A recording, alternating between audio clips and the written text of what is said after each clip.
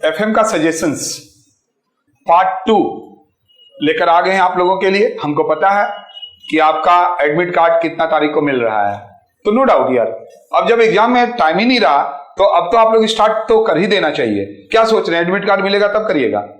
नहीं। तो अगर नहीं है आपका आंसर, तो हम यहां पर जो बात बताना चाह रहे हैं उसको ध्यान दीजिए। एफए से एकदम अलग है, एफएम एकदम अलग है। एफएम में अगर कोई स्टूडेंट थ्योरी करके नहीं जाएगा ना, तो पक्का उसका सप्ली लगना ही लगना है।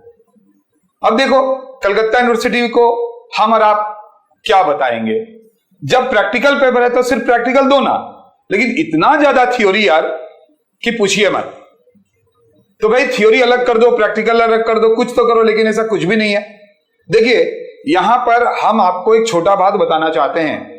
एफएम में अगर आप अच्छा नंबर लाना चाहते हैं तो आपको थ्योरी को इक्वल इंपॉर्टेंस देना होगा। ये नहीं कि खाली प्रैक्टिकल को आप इंपॉर्टेंस दे दिए और करके चले गए तो आप 100% मार्क्स के बारे में सोचिए ही नहीं।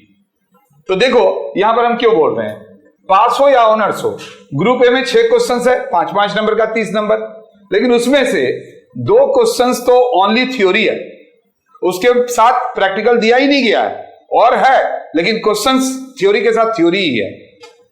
रेस्ट जो 4 बच गया 5-5 नंबर का, उसके साथ प्रैक्टिकल के साथ थ्योरी लगा हुआ है। यानी अगर आपको प्रैक्टिकल नहीं आता है तो थ्योरी आपको करना ही होगा। अब आप सोच लीजिए, अगर मान लीजिए कोई आप प्रैक्टिकल अच्छे से करके गए और कोई प्रैक्टिकल पढ़ने के बाद आपको समझ में नहीं आया, तो आप क्या करेंगे, छोड़ देंगे?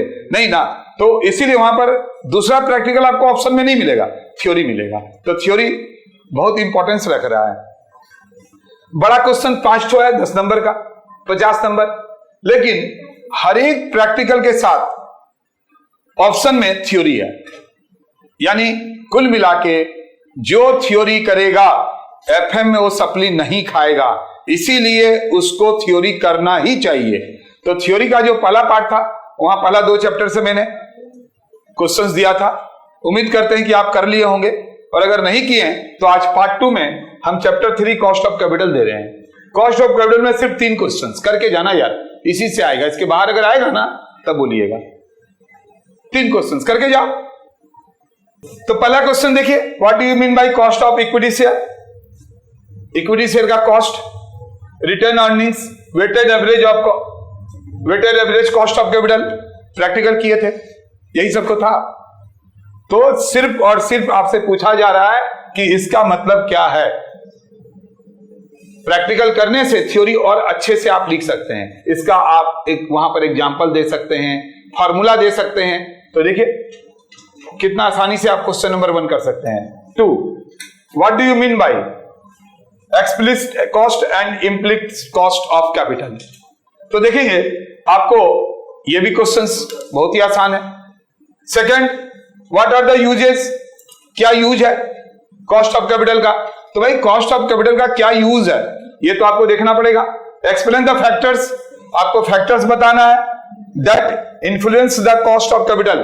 कॉस्ट ऑफ कैपिटल को कौन कौन फैक्टर्स है जो उसको, वो सारे फैक्टर्स का नाम लिखना है जो कॉस्ट ऑफ कैपिटल को इन्फ्लुएंस करता है। तो ये 3 क्वेश्चंस आपको अच्छे से करना है। नेक्स्ट अभी लेवरेज में चलते हैं। अब आइए, लेवरेज जो चैप्टर है आपका 4, उससे कौन कौन सा क्वेश्चंस आ सकता है तो देख लीजिए। पहला है डिफाइन करना है लेवरेज को, एंड ऑपरेटिंग रिस्क क्या है सिर्फ इसको बताना है। सेकंड, व्हाट इज ईबीआईटी, जिसको पीबीआईटी ईपीएस एनालिसिस बोला जाता है, इसका इंपॉर्टेंस आपको बताना है कि अगर हम लोग कोई भी फिनेंशियल डिसीजन लेते हैं तो उसमें पीबीआईटी और ईपीएस एनालिसिस का क्या इंपॉर्टेंस है। What is trading on equity, इसके बारे में आपको लिखना है, और साथ ही साथ different between operating and financial risk, इसके बारे में आपको लिखना है, उसका डिफरेंस लिखना है। तो आपने क्या देखा कि मैंने आपको आज सेकंड पार्ट दिया, एंड थर्ड पार्ट में एफएम का टोटल फिनिश्ड हो जाएगा। अच्छे से कीजिए क्योंकि 6th सेमेस्टर बहुत ही क्रूशियल, क्योंकि 6th सेमेस्टर में अगर एक बार खराब हो गया ना तो फिर यार बहुत मुश्किल हो जाएगा। आप अच्छे से कीजिए, जो भी क्वेश्चंस आएगा इसी के बीच से आएगा, बाहर से एक भी नहीं आएगा। क्या दरकार है, कीजिए इसी से। अब आप जरूर बोलेंगे कि सर क्वेश्चन तो दे दिए, इसका आंसर का पीडीएफ भी दे देते तो कितना मजा आता। हाँ, क्वेश्चन दे रहे हैं, आंसर भी तो हम ही को देना है, ये हम भी जानते हैं। इसीलिए जब थर्ड पार्ट आएगा तो पूरा का पीडीएफ साथ में उसी में रहेगा, थर्ड का भी रहेगा एंड फर्स्ट एंड सेकंड का भी रहेगा। तो थर्ड पार्ट नेक्स्ट जो वीडियो आएगा उसी से आएगा। तो मिलते हैं थर्ड पार्ट में।